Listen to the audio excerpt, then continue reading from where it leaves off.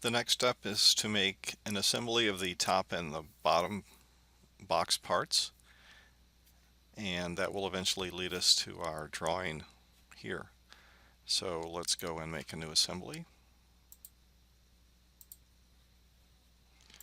Let's place the box bottom first. Left click and just pause. Right click OK. I am going to come over here and ground it. So right click on the part, come down to grounded. It'll stay put then. Place the box top. Left click, right click, OK. So if you click on a part in an assembly and hit the G once, you can move that one and rotate it individually. Right click OK. So this one is an easy one to constrain. The first constraint I'm going to make is through a mate constraint. It's going to be this part here with this part of the top. Apply. And then the other two are just flushes. These two sides, apply. And finally a flush here and here, apply.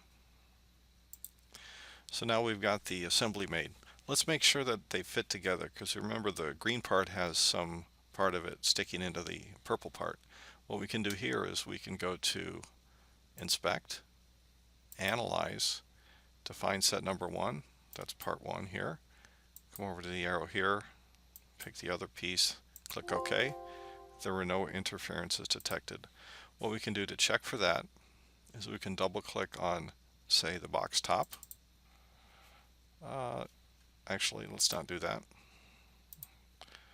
Let's go back to here. We want to double click on one of the flush constraints. Let's take this over by 0.030. So we just offset that, and you can see it's clearly offset.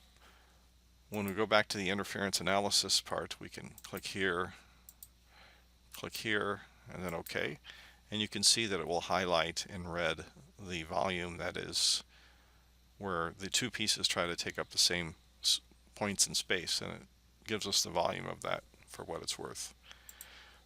Obviously we don't want that, so let's go ahead and make that offset 0, and now they're aligned. So let's save it.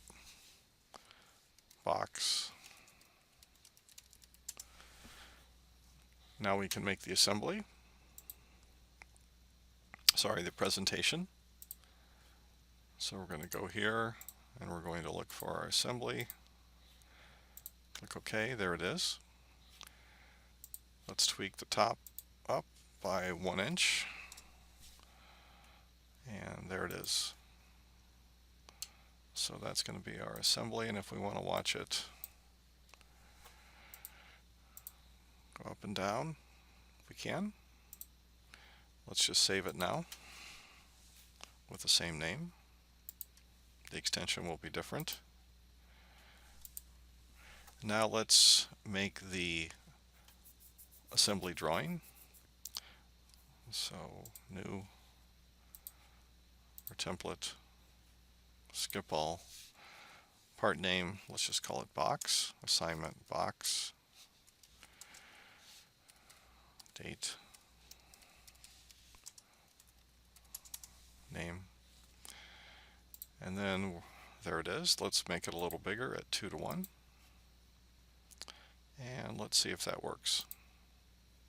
I think it does. Let's take a look at the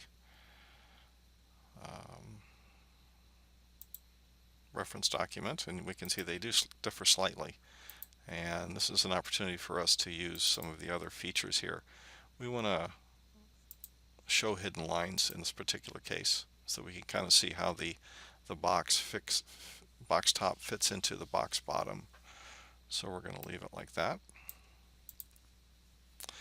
Now let's go to Annotate, Parts List, go in, select the assembly, just say OK, there it is, bring it down to the lower right, left click, double click on description, right click on description, column width, set it to 0.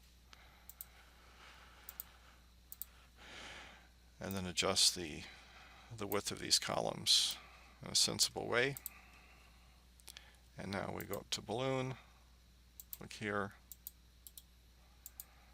and